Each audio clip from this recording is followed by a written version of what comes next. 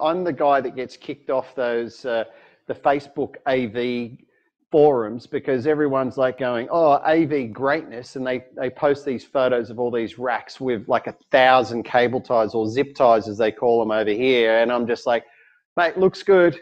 Pity about all the zip ties, and they're like, oh, you know, they blow up about it. They don't like it, but well, don't worry about it, mate. That stopped me. Don't let that stop you. You keep doing your thing.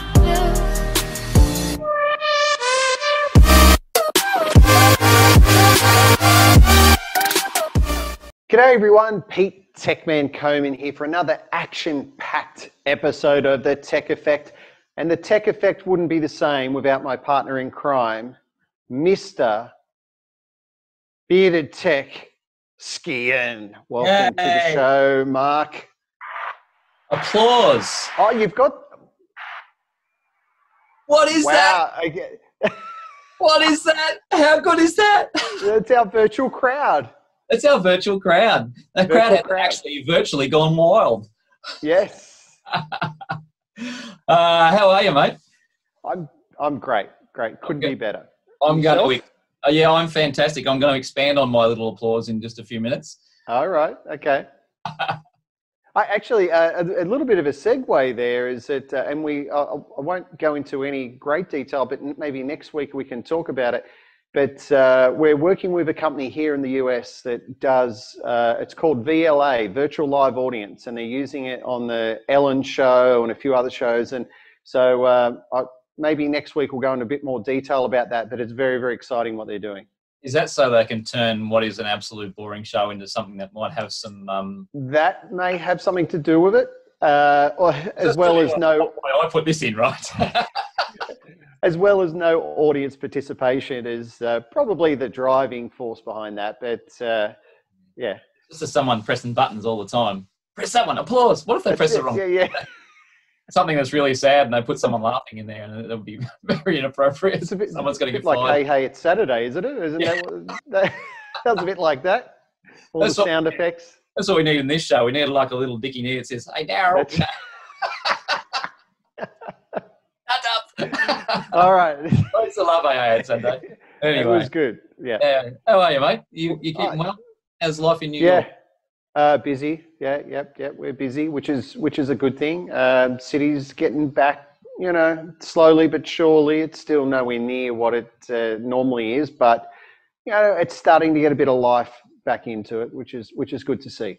Excellent. That's good. Well, there's a little bit of chatter about that we're going to have a bit later on about how New York's right. On. So, hey, Pete. Yes. Have you noticed anything different about me, mate? Apart from my dashing good looks, is getting better looking. Maybe my beard's getting grayer, but anything different? Yes, actually, you're not using I can't see your Rode wireless microphone today. Oh, look at that. Is that what... Applause to you. I've got eagle eyes, but the installers hate me. I turn around, I walk into a room and I go, 5 mil out. That screen's not level. And they're going, yes, it is. And they go, did you level it? Yeah. And I said, no, mate, it's like 2 degrees out. Yeah. And they measure it and it's like, it's out. Yeah. I had a customer like that once, and he's up in Toowoomba, and he walked in, and I hung this. It was back in the day when the 40-inch plasma, and they were so heavy, and I had to get it on this just slightly curved wall. Yeah. So, flat bracket, slightly curved wall, and going, oh, this is going to be a challenge. But anyway, it was just flat enough that I could get it on, but it was a real nightmare to mount it. Yeah, I put it on there, and he walks in, he goes, 5 mil down in that corner. I'm like, yeah. I was hoping you wouldn't notice that. All right, back off the heavy old 40-inch plasma, down, screw it up, move it 5 mil. There we go. But I stick my head up in the ceilings because they think that I'm not going to look up there, and I'm like, mate, you got cable ties up there. I said, no cable ties. And they're like, oh, we didn't use cable ties. I said, here's the photos, right? Or they'll get lazy and they'll leave the bread ties, the twist ties, they leave them on the power cables that are hidden like under a table or something like that. And I'm like, yes, mate, take them off. Told you, it's Velcro, all Velcro. Are you one of those consultants that we actually have been asking for in the industry that keeps people accountable to a specification? Are you one of those guys? 100%. You know, so much so that I get so much so that I'm. Anyway, when we get on LinkedIn, we go on rants all the time about how we need people to keep builders and Sparkies and then ultimately the AV companies accountable. So at least when we're pricing things, we're all playing in the same park. So well, it's important, isn't it? I mean, having standards is very important from a design point of view and from an installation point of view and from a product point of view. I think if you have standards and quality across the board, you're going to get a great result. But like you said, is that like as a consultant, we're there to be that gatekeeper to keep the installers honest. And like you said, at the end of the day, it creates a level playing field, because you know what? These guys that price it cheaply and try and do dodgy work, you know, we'll catch them out, right? And that's going to cost them more time in the long run. Well, yeah, but it's more about, in my opinion, it screws the market. It absolutely screws the market for everybody. You know, it cheapens your value as a consultant, but it also, you know, it means we're going back to. I mean, as installs and things like that, and integrators, we go back to our suppliers and try and hit them a bit harder as well, but to get a bit of margin back. But I think we do that a lot more now because we've screwed ourselves over to win the job. Yeah. So we now got to go and get some margin back to make the job profitable. Yeah. Because we've realised that the specification was either terrible or now, you know, and we've got to make sure we can get this thing profitable so we can actually deliver on something that we can actually put our name to. So, well, you know what happens is that when we put our tenders out to market, when they come back, they're all typically within 1 or 2% of each other. So and that means that we've obviously done our job, right? Because we've kept it super tight. We turn around and we specify down to the very last nut and bolt. We don't write performance specifications. We say exactly what we're after. We say exactly how we want it done and installed and programmed and so. So the thing is, there's no room for interpretation there. So you get it and you go, this is great. I'll give you a complete spreadsheet with the quantities, the part numbers, everything. You just got to fill it in. You just got to make sure the counts are correct and off you go. Yeah. So the very thing we want and the very thing we hate at the same time.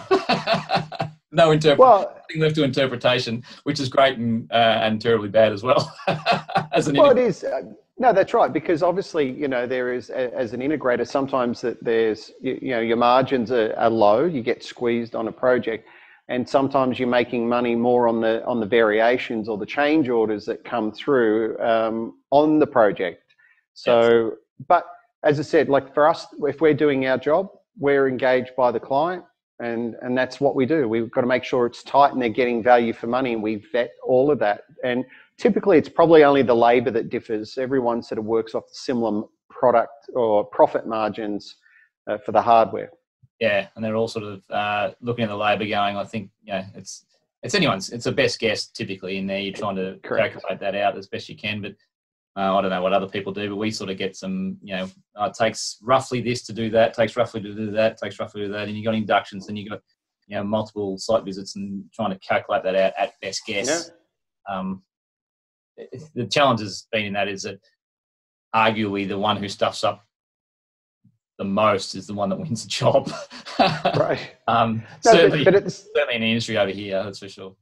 No, but at the same time, once again, our role is to be looking at that. And if we see that someone has missed the mark, we'll either, if the project permits, go back to them and say, hey guys, there's mistakes in this. You want to fix it up and come back to us, or they just get excluded straight away.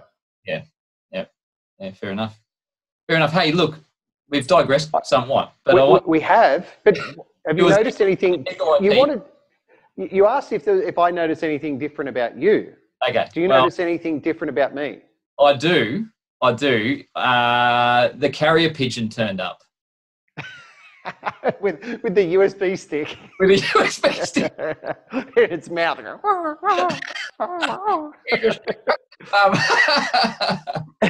with an Australian accent. Yeah. You've got a beautiful background. You're in the New York headquarters for the Tech Effect. Yes. We The are New York studio. We are an international show. There is no doubt about it. We are. Does that mean that? Does that mean now I have to put on an American accent? Can you? Welcome to the Tech Effect. I'm Pete Tecman Coman, Oh. and here's Mark the Bearded Tech Skehan. You even say my name with a very like. I'll tell you a quick story before we get. Wait, are we going to talk tech or what? Yeah. Tell me. When we go to the States, like you know, most people who know me well knows I've traveled to the States, spent a lot of time in the States, and my accent is very hard for them to understand. And my wife, no problem. They always think she's a Pommy, but they've got no idea where I'm from, and they always say, "What's your name?" And I go, "Mark," and they go, "Beg your pardon?" I go, "Mark." Yeah. Mac? Yeah. I'm sitting there, no, Mark. And they go, "Mock?" And I'm like, "Oh, Mark." And they go, "Oh, yeah. Mark. So I'm sitting there, I've got to go, "Mark." to get them to actually understand what my name is. I have exactly the same problem. And you can imagine it's even worse because now every time you go into a store, you've got to wear a mask. And so I go, especially Starbucks, right? You order a coffee and you go in there and they say, "Can I get your name, please?" And I said, "Pete." They go, "Pete? P-A-T? No, Pete." Yeah, like P-I-T? Now I go, "No, Peter." "Oh, Peter. Oh, right, Peter." And you're like, "Oh my God." Like, You'll get it in your voice before you know it. No. I get so frustrated with it. It's just like, I'm going to just wear this shirt from now on. I'm just going to go, "Look, it says it's right here." Pete. All right. You can call me Tecman. Anyway. Can I get your name, please? Yeah. Tecman. Classic. Right, back on track. All right. So yes, you are 100% right. I am not wearing a lapel. That is because now. Tell me. That is because I bought a new toy. Well, actually, bought a new toy, and I'm testing a new toy. Gotcha. I have purchased, and I am running. If you have probably worked it out now with the applause that came in, I'm running the new Rodecaster Pro. Yes. What they're classing as a podcast production console. Which is just a mixer with a USB out, right? Yep. So effectively, and some storage for some effects, call it. But it also does. So tell me, what are the specs? It does like four XLR microphones. Is it XLR? 4 XLR microphone with phantom power. Yep. It's got a USB input. I've yet to test it.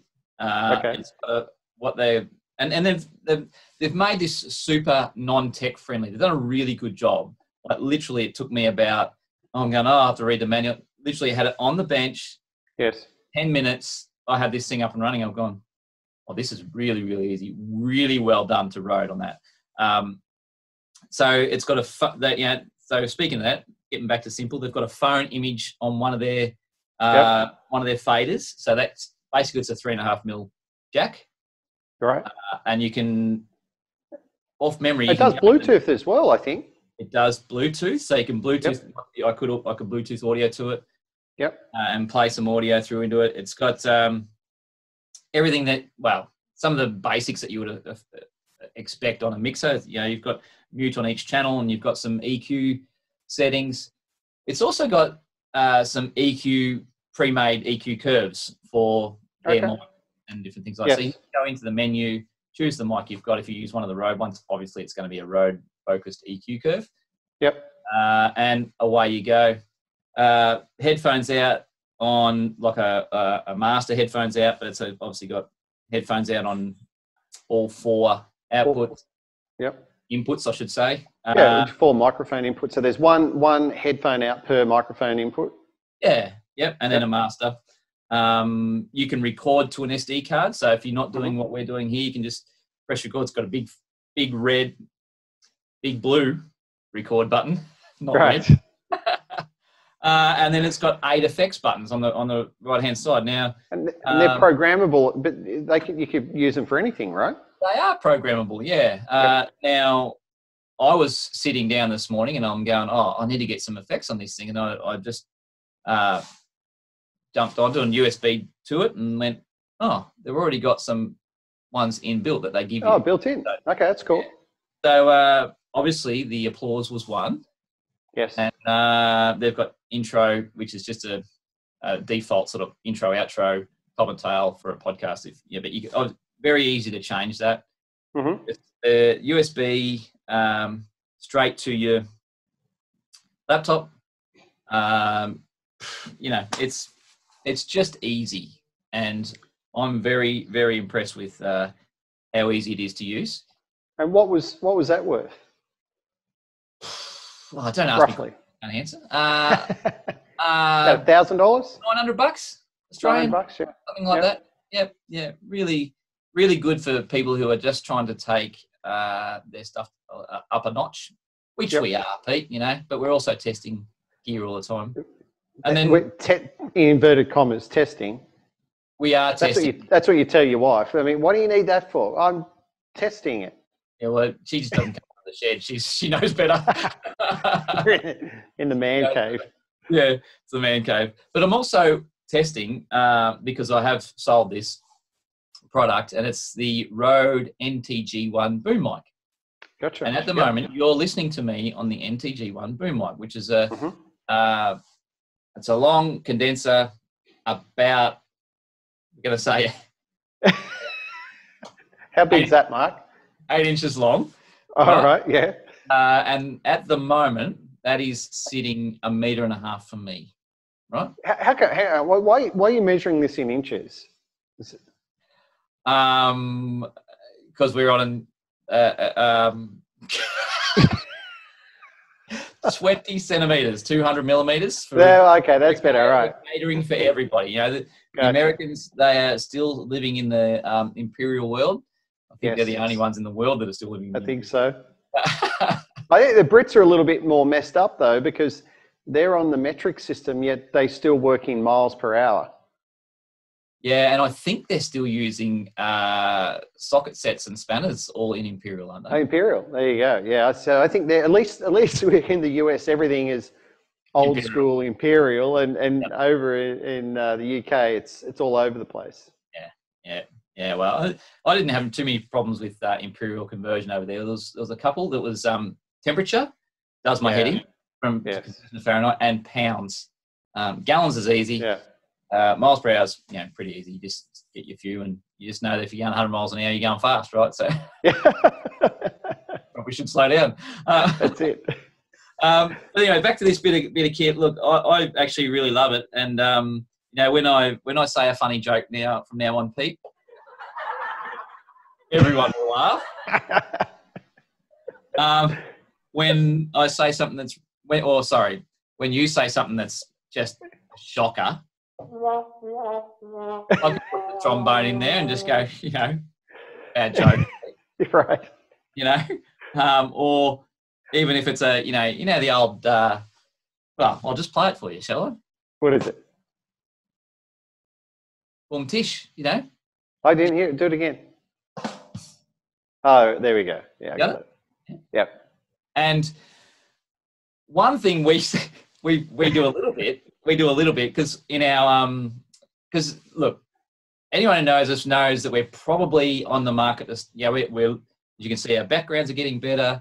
We're looking to improve our level of show here, and we're looking for sponsors. Yes, that's true. Work out how to bring that together and all that sort of stuff. And over time, we've talked about sponsors, and sometimes all you hear is crickets.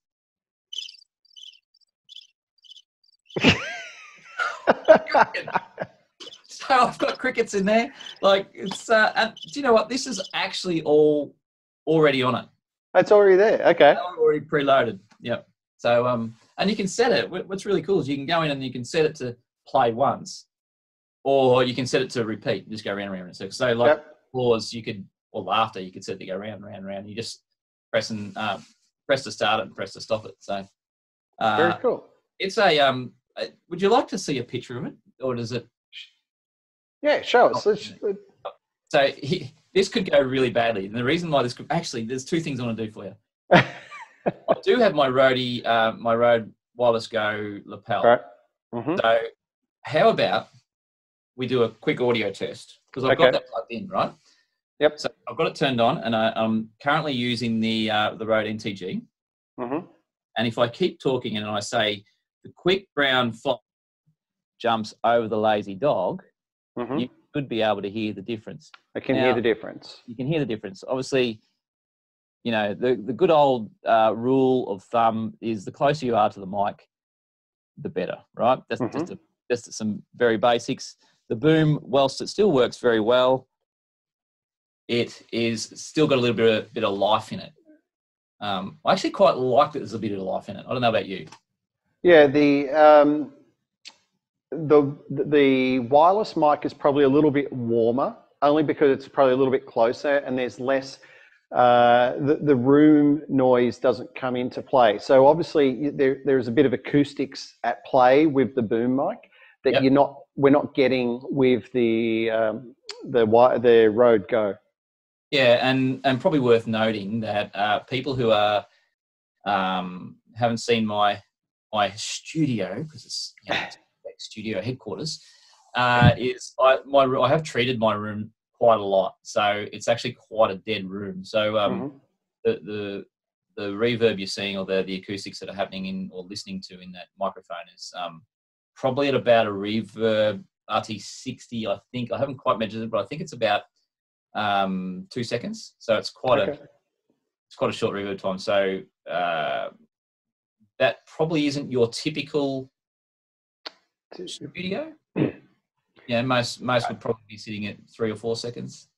I think your voice sounds truer with that NTG over the Go. Yeah, look, when I listen to myself, and you know that, as you do every day, when I'm playing back this microphone, which I'm now on the Wireless Go. Yes.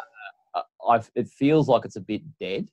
You know, that and sometimes to sort of come in and out doesn't quite pick up my bottom lows so well. Yep. Not my bottom, but my bottom lows. So, but look, you know, I still can't fault the Rode Wireless Go for a quick plug in and off you go. Just look, the other great thing about this is currently, if my mic just so happened to go flat. Yeah, imagine that wouldn't happen. How would that happen? I have the ability to be up and running again in a heartbeat. So there you go. So that's the Rode, the Rodecaster Pro. Mm-hmm. Yeah, do I like it? Let's give it a star rating. Okay, out of what? Out of 5 or out of 10? What are we going to rate it? I'm going to give it out of 5. How about we give it, instead of stars, we give him thumbs up? How about we give it beards? Beards. Okay, all right. How many beards does it get? That's a good one. Out of 5 beards, this gets 4 beards. 4 beards. 4 beards. Yeah. Nice. Yeah, I like it. I think it's for its target. It's very targeted well. They've made it very user friendly. You know, for anyone who has got no idea, they can really just get up and running in a hurry. You know, and pairs well with the NTG one. The reason why I actually bought the NTG one was for a mate who's doing podcasts and Zooms. Mm-hmm. He's using he was wanting to use a USB mic or had a little podcast mic, and he was sick of having to literally have it like an ice cream, and he wants to get around and move and get up and move around. And I said, we'll use the wireless mic. And then he comes back to me 6 months later and says, my battery's going flat. I said, oh, fancy. And so then he said, I want to look at this way and look that way. You know, I really want to get a few options up my sleeve. So look, put a boom mic in. It's really probably is your best chance. Yeah, we'll get a hypercardioid throw polar pattern. I think it is off memory. So yeah, I like it. It's good. Well, I've actually got the NTG5. the Rode NTG5. I use that. I'm not using it at the moment. I've got my sorry. The battery operated one. It has a battery, yeah, and it's USB as well. So it's actually USB 3.5 mil. It's a very versatile unit. So it's great if you're sort of out and about and you're filming and you don't want or you don't have a lapel. Yeah. I actually use it every day for all my UC calls. And when I hear it back, it sounds really, really good. Like it's, I have it set up on a little tripod, and so I'm actually relatively close to it, and it doesn't really pick up any background noise or anything like that. It's a very, very nice mic. But as I said, I didn't buy it for that. I actually bought it for setups like this, and when I'm out and about at trade shows and things. So it's a beautiful mic. But yeah, battery powered, lots of adjustments on it. It's great. Yeah. So well done, Rode. As I say, it's 4 beards out of 5. 4 beards, and we should say that Rode is an Australian company. Australian company, and I believe all equipment is made in Australia. I think. I don't think all of it is made in Australia. I think the majority of it is made in Australia. I think I saw something the other day when I was looking at some products where it was made somewhere else, right? But I'm not 100% because it surprised me because I have noticed the same thing that nearly all the equipment that I've looked at from the Rode range is made in Australia. But I'm sure I looked at a mic only like yesterday and it said designed in Australia, built in Indonesia or somewhere else, but taking nothing away from it, it said great Australian company. And did you know, you're into music, Mark? Yeah, a little bit, yes. Okay. What's that? You should hear me sing. I can hold a note. I know. You've actually sort of quietly demonstrated that from time to time. So. Yes. Was I drunk? Yeah. I could see you're some sort of opera singer. That's classically trained. Yeah. Yes. you know the Kurt Cobain? Yes. His guitar when he was doing MTV Unplugged, which I think was like their last sort of gig. 1994. Yeah, I'm not sure. It is a while ago now, but he did that unplugged the acoustic guitar, and he sat there in the studio, the audience. Yeah, I remember it very well. Yes, you were there, right? Yeah, I must well be. Yeah, you were 7, but yeah, you were there. I'll go with 7 because I was older than that, but I do remember the day he died. That guitar sold recently. They auctioned off that guitar. Do you know who bought it? Was it Dave Grohl? Did Dave Grohl buy it? No, who bought it? No. Either Coman? No. No, yeah, like it was like I don't know what it was like 1.5 million or something. Take it, I've got stock exchange, It wasn't cheap. The owner of Rode. That's right. I knew that. Yes. I can't remember his name. I think it's Peter someone. I don't know. But he purchased Kurt Cobain's acoustic guitar from that event. And actually, I think was that an undisclosed amount of money at that point? I'm not too sure. I've heard some figures sort of thrown around. It was a hefty sum. Amount of money, yes. Something that even Maton wouldn't sell their guitars for, I suppose. But the best of the best. A great success story. That's the thing. It's great to see Aussies doing well in the tech world, in the AV world, and yeah, it's great. It's great to see. Yeah, look, I mean, there's another, and Rode have done a very good job, of partnering too with another Australian tech company, and that's Blackmagic, and they're actually starting to do some stuff together, I believe. So that one. Yeah, like you say, not many people know that Blackmagic is actually an Australian company. I mean, when you go, it's funny, Rode promote it. Like Rode actually, if you look at their videos about their equipment, they'll turn around, they'll say, and designed and built here in Sydney, Australia. Like they actually, it's a thing for them, which is great. And Blackmagic have kind of done the opposite. They don't talk about it. They kind of just, they operate as one of the big players. I mean, you go to these trade shows, you know, like ISE and Infocom and so on. They've always got a massive stand there. And you would think, if you didn't know, you would think they're probably a US company. Yeah, absolutely. So it's great to see those. I mean, they're both very much building products relevant to the times. You know, with their certainly Blackmagic with their A10 minis and Rode with this Rodecaster. Look, hats off to them, that's for sure. So keep kicking goals.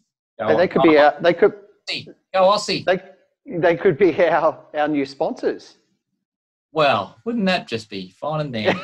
We'll just see how that goes. The Tech Effect brought to you by Rode. All right. Okay. Pete, more exciting. Last week, I believe it was. Yes. We talked about. I think we did an unboxing of the Apple Watch last week. We did last week. Yeah. Apple Watch 6. And we also talked about another product that you had on order and you got in early and blah blah blah blah. Or would you like to introduce it, Pete, or would you like me to introduce it and then you go for it, Mark? Crossing lines. Drum roll. Do you have a drum roll on the? Oh, I should get a drum roll. That's drum roll. That's what I need. Need a drum roll. Best I've got is a. Close. We'll just keep hitting that. Dish. Yes. Well, I will. I'll get a drum roll on there. That's definitely. Okay. Anyway. Okay. What's special about it? It has all the fitness stuff. It measures all your body composition. Blah blah blah. That's not why I got it. I got it because it measures the tone of your voice, which I think is something unique. Yes. That old chestnut. Which you really do need. Just. Probably you. Can you imagine? You get the report at the end of the day. So it doesn't give you the information real time. It's always monitoring you. But you imagine you get home at the end of the day and then it just goes like, you know, beep, beep, Pete, this is Alexa. You were a real asshole today. I wonder if you spoke way too Australian today. Yeah. I could not understand you. It's like, whatever. Peter, probably. Peter, yeah, that's it. So should we unbox it? Let's do it. Okay, all right. Show me. All right, so we get rid of this plastic here. Get rid of that. Okay. So on the back, so it says here, it does body composition, sleep, tone of voice, and activity. So it tracks all of that. So this is going. Look, I'm loving the virtual background going on at the moment. Now you see it. Now you don't. It's like magic. Here's one I prepared earlier. Yeah.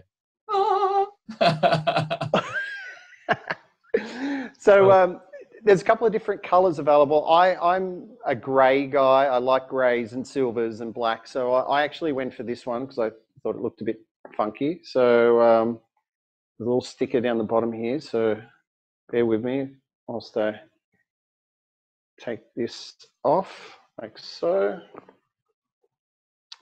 Oh, there's another one on the other side. Just while you're doing that, so we understand that this obviously will then Wi-Fi. You'll connect to your Wi-Fi in your home, and then it will talk to Alexa within your home and consolidate data at some point and report back on that.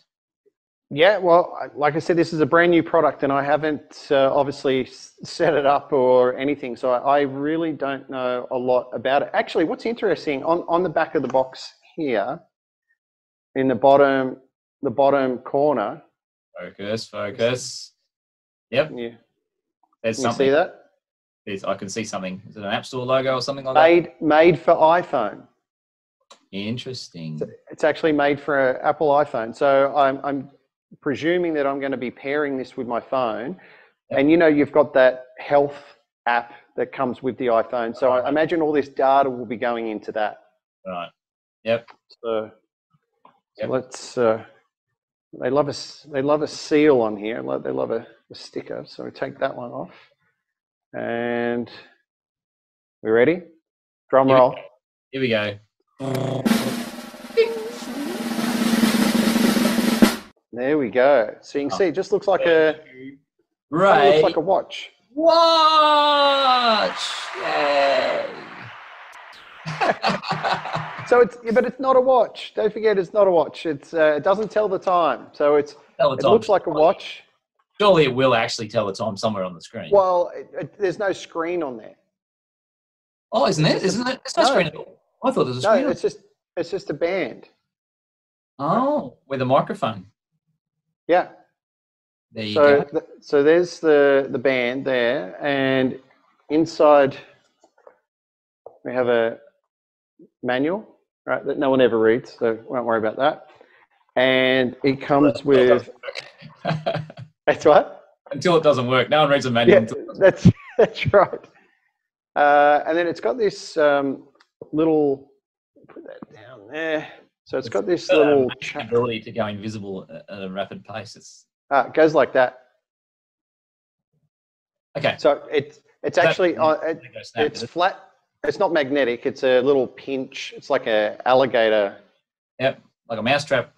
Yeah. No. And then you put it in like that, and it charges it.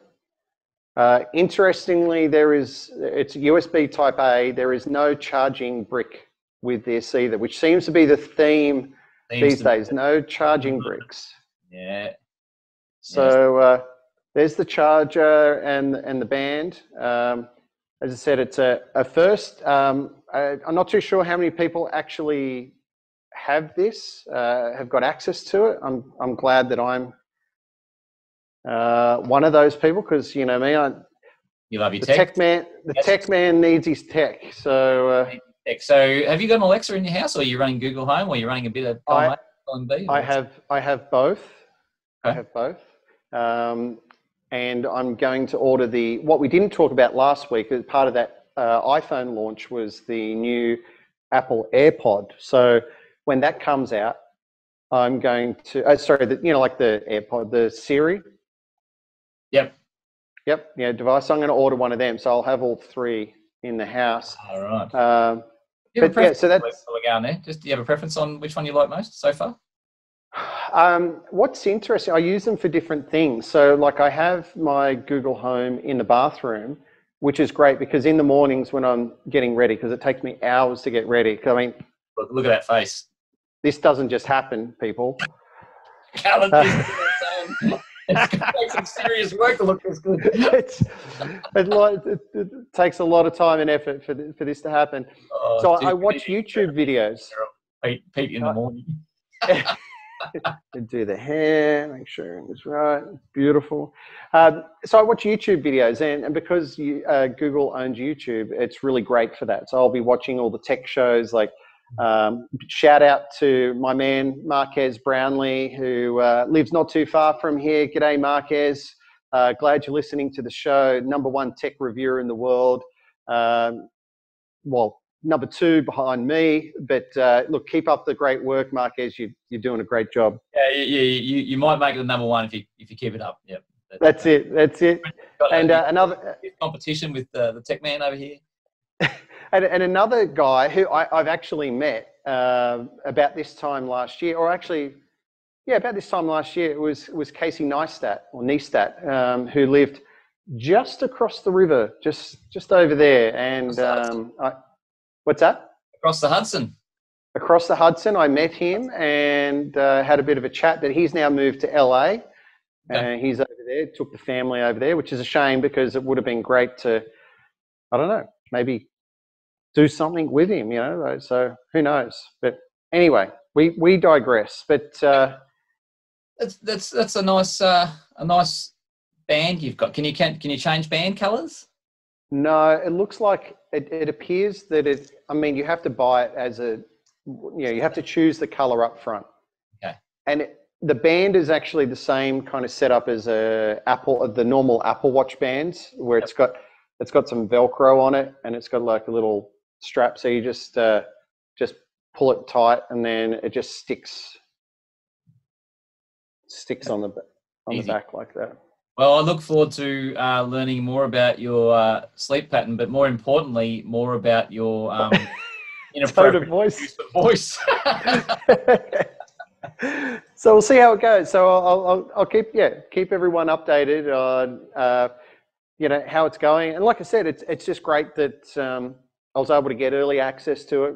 One of the first people in the world to get hold of this new technology. So I'm really excited to see how it actually performs. Good one. Speaking, there's two little points that I just picked up on there of people moving from New York to LA, or not so much about LA, but moving out of New York. Yes. And we were talking about Amazon. Yes. What is happening in New York with the real estate? Well, it's interesting because what's happening over here is that the recent reports that I've read are saying that there is only about businesses, a 15% occupancy of the corporate real estate. So obviously, during the whole pandemic, a lot of companies decided that their staff were going to work remotely, and only 15% have actually come back into the office. I've been heading into the office every day. You haven't missed a beat, have you? Haven't missed a beat. No, I wanted to. You're going to buck the trend.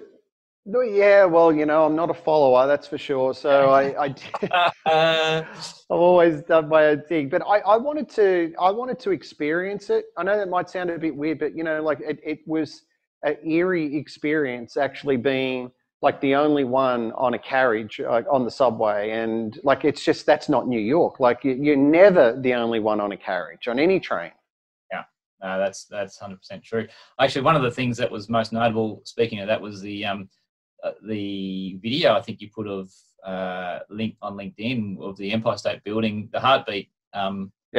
Which was, really, it added that real eerie feeling because there was no one around, there was no traffic on the road, and then you see the beautiful Empire State Building flashing red, the heartbeat of the city as it's called. So yeah, it was quite a, like I said, it was quite a unique, eerie experience, and places like Grand Central, I went up there at 9 o'clock on a Thursday morning in the middle of all this, and there was like 3 people, and that place is just normally buzzing, It's crazy. But so what is happening there? We've digressed somewhat because yeah.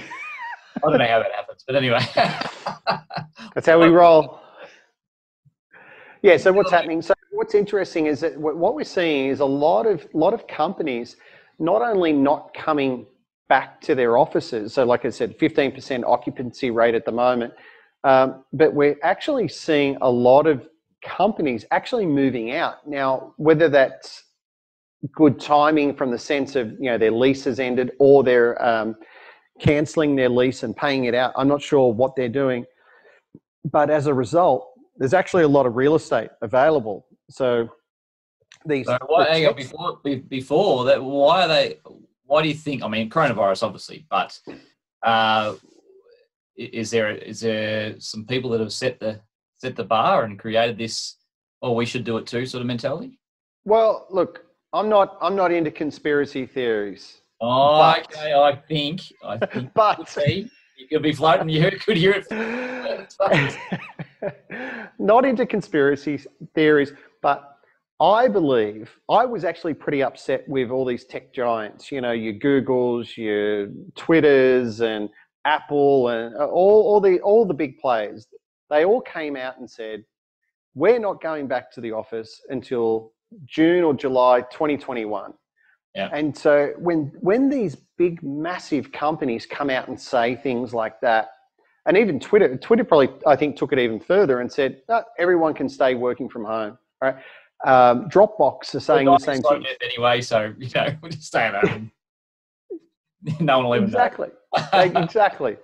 So they came out and said all these things, which infuriated me, because it was like, look, if that's your thought, why announce it to the world, right? Because all these other companies are sitting back, these smaller companies, which is nearly everybody else is smaller than those companies. Yep. They're sitting back and going, Geez, Amazon or Google's not going back to the office till July 2021. Maybe we should do the same thing. Yeah, let's jump up on the bandwagon. But where's the conspiracy here? Well, the conspiracy theory is, right, like as I said, I'm getting upset about these companies making all these announcements, and it's because obviously for what we do, we rely on businesses, churning, like moving to a bigger space, moving to a smaller space, upgrading their spaces, doing all that. And if everybody's working from home, then, it might sound selfish, but there is no work there for us to do, right? Well, so it's a knock-on effect for everybody as well. It's not just the tech. Oh no, exactly. I mean, the local coffee shop, they're not serving coffees, and like it does. It has a huge knock-on effect. So, but what's interesting is that, so whilst these big tech giants are coming out and making all these big statements, they're also turning around and buying up all the real estate in New York City. The plot thickens. The plot thickens somewhat. Oh, it's cheap. There's no one. There is 15% of people back at work. All these companies have moved out. There's empty offices everywhere. And obviously, like landlords, they need to pay the bills. Like they own the building. They need people in there. So what are these tech companies are doing? They're coming in there and cutting deals. It's like, oh, geez, notice that your building's half empty. Maybe we can cut a deal. So this conspiracy is that their power of suggestion has caused everyone to get out of New York. They're coming in, buying up at, 10, 15, 20% cheaper than probably even less than that. I don't know, but I would say it's less than that. And because they're tech companies, they've got a very healthy cash flow and bank balance, and a very healthy balance sheet, and they're going buying it up, and their balance sheet's getting a bit of a slamming, but ultimately they're investing into the future. So, correct. Could still be a good thing, mate.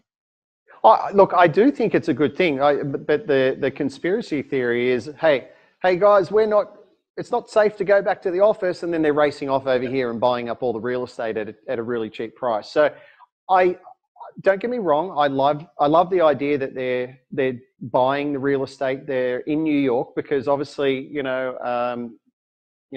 I'm here, they're a tech company. Normally tech has been associated with Silicon Valley and San Francisco and San Jose and places like that. And it's great whilst New York has been more of a traditional business, like Wall Street, like banking kind of industries, not so much the tech sector. So I'm excited about it. As I said, they've purchased a lot of real estate already, and it suggests to me that they believe, like, why would they buy all this real estate if they have no plans for their people to come back to the office? Yeah, 100%. So what'll be interesting, and this is a great segue into the next segment of the show, is what happens as far as how smart these buildings get. That's true. The challenge for, well, certainly us, but very much so you, will be how to make the tech integrate with their stuff, and how to, they've got data on their data, right? They've got metrics on their metrics. That's right. Normal metrics is like probably how many people go to the toilet in every hour to work out how much wasted productivity they got, or go for a smoke, or whatever else they do, So yeah.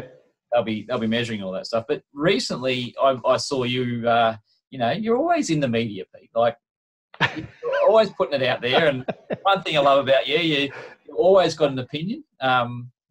Whether it's the same as mine or it's wrong, you've always got one. But you're in the smart buildings panel last week. Yeah, last week. Yeah, so there's a magazine called Commercial Observer, which is like a commercial real estate magazine. Oh, no, it's not just a magazine. I mean, they do a lot of stuff in the media. They do obviously print. They do stuff on the internet. And they had a smart buildings forum on last week that I was asked to be a part of, and got to have a chat with. There was a couple of other panelists, and it was good. Who was on the panel? Who else? Do you remember their names?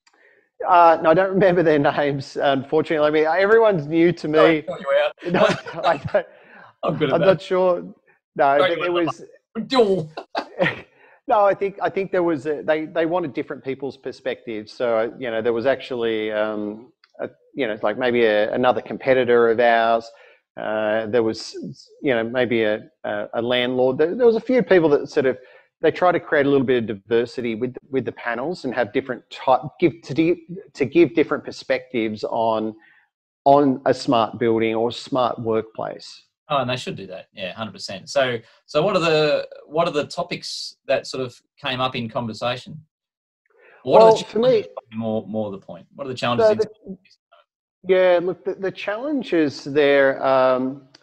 See, I think what happens here, a lot of people talk about smart buildings, and for me, I tend to focus on the smart workplace. I look at it. The way I describe it, it's you think of Uber. You need drivers and you need riders.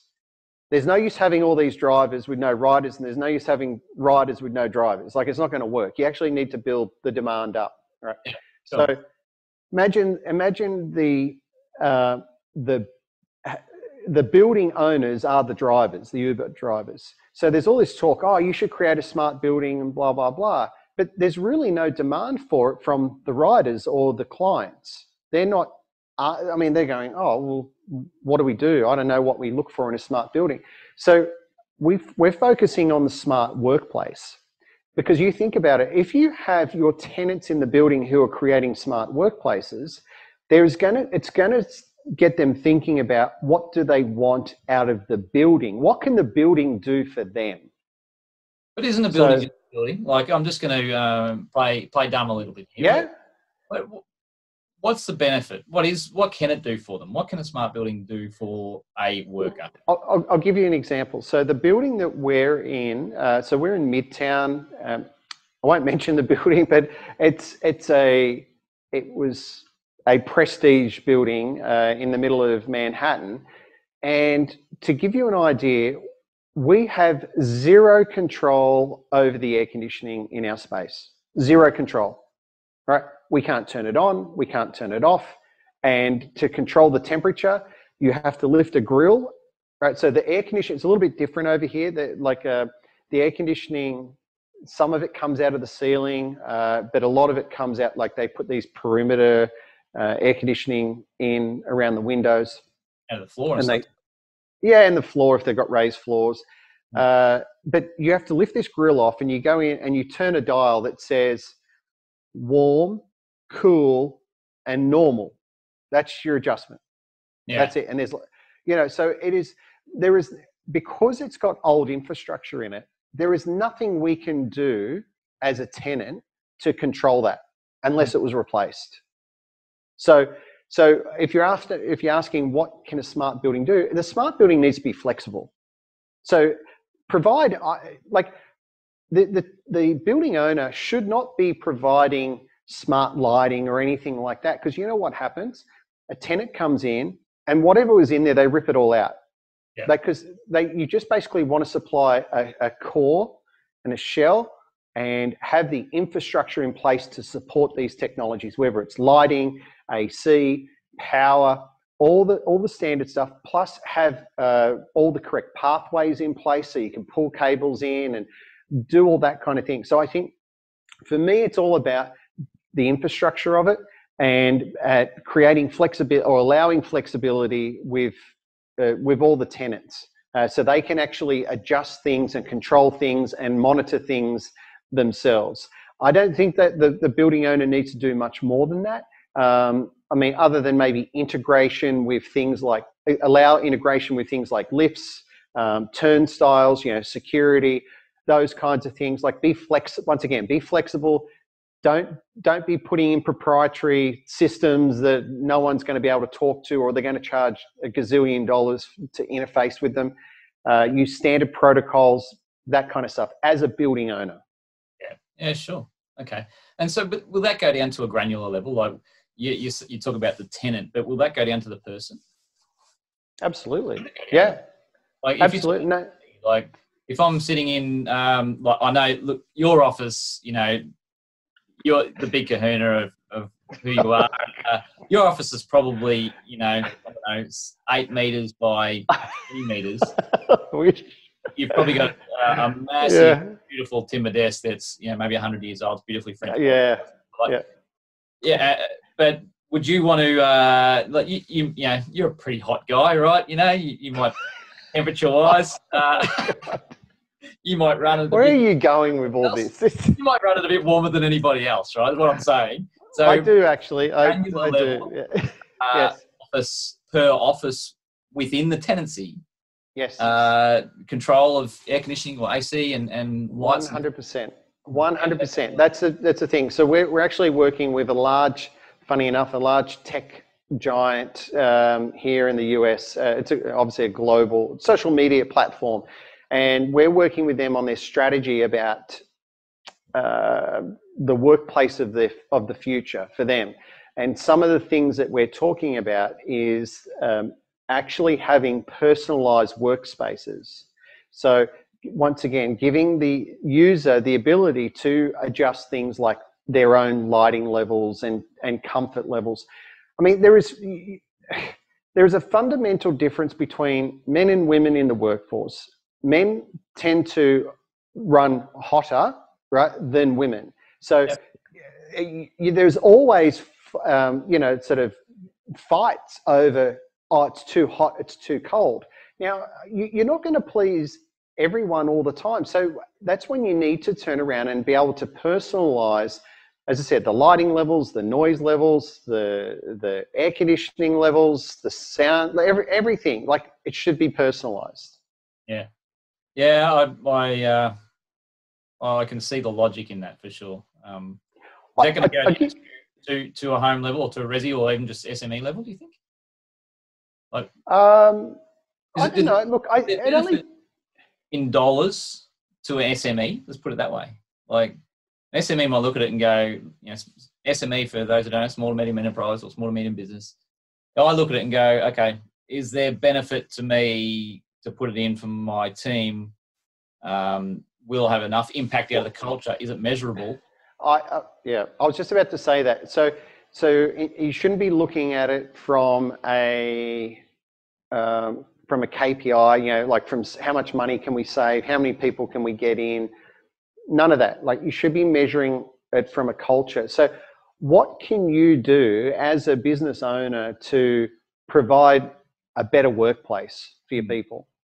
Because you think about it, you typically spend a third of your life or a third of your day in the office. So you spend a lot of time there. 8 hours a day, 8 to 24. So you got 8 hours sleep, 8 hours at work, 8 hours of rest. That's how it's supposed to work. It's not the case for most. But, all right. So I'm just really excited about that. And I think I'll just give you a really good example. So back in 2009, 2010, I was working on, when I was in Brisbane, I was working on a project called Kiwiok at Kedron. You've probably driven past. It's a big emergency services building. Yep. Can't miss it. It's got it's got kind of like the motorway that wraps around in front of it. Queensland Emergency Operations Centre. So what happened is that when they had the floods in 2011, it was still being finished off. So the building work had finished, but they hadn't quite finished off all the testing and the tech and the IT and getting all up to speed. Then these devastating floods come in, and they went, shit, we need to open this place. And they opened it a couple of months ahead of schedule, right? Because they needed the space and all the technology that was in there, amongst other things. Yeah. But what's interesting is that that's a 000 call center for fire and ambulance. Every single one of those desks has their own climate control. Every single 000 operator sits there, and they can control the airflow and everything. They've got these vents on their desks. Yeah. So it's got a raised floor. The air comes up from under the floor, and they have like car vents kind of thing on their desk. And you think about it, this is 10 years ago. And so the company I was working for designed all this 10, 11 years ago, and I haven't seen it since. I just haven't seen it anywhere else. I understand that's a 000 call center, but still, it's a workplace at the end of the day. Yeah, well, ultimately, you sit there and go, it's 000 call center, and those people, they're working ridiculous hours in their shift work and different things like that, and they are copping the brunt of everything. So they should get stress levels, right? Levels higher, they should get looked after. Those things should happen, but ultimately that doesn't negate the rest of the world. So that's a good point. Why hasn't it gone further? Well, you know what it is. I liken it to you talk about like an apartment. This is my analogy. You've got, remember back in the 80s, maybe even a little bit before that, it was like, oh look, this kitchen, you go to buy an apartment, brand new apartment. The kitchen has Laminex bench tops. It's like, oh wow, it's got Laminex bench tops.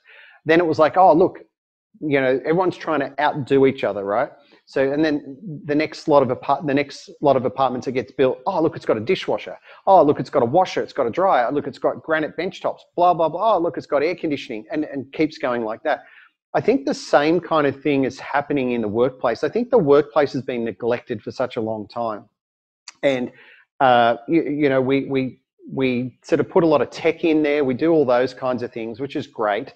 But I think the kind of this last or this final frontier is well-being, and it's like these workplaces that are getting built these days, they're pretty good. They're of a pretty high standard compared to 20 years ago of what you would get. And so that standard keeps getting raised, and it only takes like a company to go, all right, well, we need to be better than them. We need to outdo those guys. How can we do that? Oh, we've got music, we've got scent, we've got climate control, we've got whatever, we've got personalization. So it's all this focus about well-being is the big thing at the moment. Coming off surely the impact of mental health and the awareness of mental health in the workplace. Correct. Yeah, so that can only be a good thing, right? Absolutely. Hey Pete, we would love to continue to talk, and we always have conversations about our content and whether we're going too long or too short. Interestingly enough, when we do interviews, typically the shows are shorter than when we're just yakking away. We're just having a chat. Your week ahead, just briefly, how's that looking? Week ahead, I've got next week, I have EduCause, which is a 3-day education/technology conference. So it's virtual, unfortunately, because it would have been great to attend in person. But that's 3 days next week, which I'll be attending. So as a participant, or you're contributing? No, I'll be contributing with the questions. I'm not speaking or presenting or doing anything like that, but they'll know who I am. Yeah. I'm sure they will. They'll be kicking you out the door. Exactly. Who's this Australian bloke? He doesn't shut up. Guy's a wanker. No, but I'll tell you a really quick story. So a couple of years ago, I went over to Extron in Anaheim. So I was in Australia, and they took three consultants from Australia. And we're in this room. They lock us in a room for about 4 or 5 days, and they're talking to us. We sign NDAs and all that kind of stuff, and they're talking to us about new products and the roadmap and blah blah blah, what we want to see. So there's probably 30 people in the room, 3 Australians, 1 Canadian. Who were the 4 most outspoken people in the room? Yeah. 1 Canadian. the 3 Australians and the Canadian. They're all looking at us. We're going, mate, that's shit. That's never going to work. And the Americans are just going, what? You can't say that. But it's true. It's shit. Yeah. Look at the colour of it. What's that? You got to get it out there. You got to make your opinion known. And actually, you've been the innovator of a lot of products around the AV space, haven't you? You've had some suggestions for all sorts of companies that have been the uptake that they've taken and done something with. Well, I think it's just, I feel grateful and fortunate that I've been in a position where I've been asked to have involvement, and it's really satisfying. Not that I get paid for it or anything like that, but it's really satisfying to see your idea or suggestion being implemented into a product, and actually, you see it, on a wall somewhere, and it's like, that was my idea, that was my concept. It's really a good feeling. Great for your ego. There's no doubt about that. Gives you buzz. And It it's does. a good kick. Look, it's picking up on the practicality sense, and that makes sense to do that. Yeah, or Correct. you didn't do that, and that's, why didn't you do that? Like, for the extra 3 cents worth of electronics, you should have done it. That's it. Hey, we better wrap up, mate. My week ahead is pretty well grinding it out at the moment. We're in crazy times for coming into Christmas, working in the education space. So it's grinding it out, quoting like crazy, and for the school IT managers wish list, and see if they get their, budget, I should say, see if they get that across the line. And so it's a hectic week, and I've certainly got to get on the road and do some real work. Do some real work, yeah. Look, because this has been fun. But hey, look, anyone who wants to check us out, we are on Spotify, Apple Podcasts. We are moving that way, and I'm moving the right hand. There we go. You can see us there. Spotify. Soon to come to Instagram, LinkedIn. You can see us on Facebook and YouTube. Obviously, the LinkedIn videos are only 10 minutes, broken into 10 minutes. How do they bring that down to 10 minutes? I have no idea. But we break it up into episodes. Check us out. And if you are listening to us on Spotify, or actually podcasts, Apple Podcasts, please do us a favour. Go and give us a rating, and make sure it's 5. Don't put it 5 beards. 5 beards. Give us a beard rating. Yep, out of 5. And leave us a review. Tell us what you want to hear about, and we'll do our darndest not to talk about that. Make sure. So, Pete, as always, it's a pleasure, and we'll talk to you next week, mate. Look forward to it. Great. Thanks, Mark. Take care. Bye for now.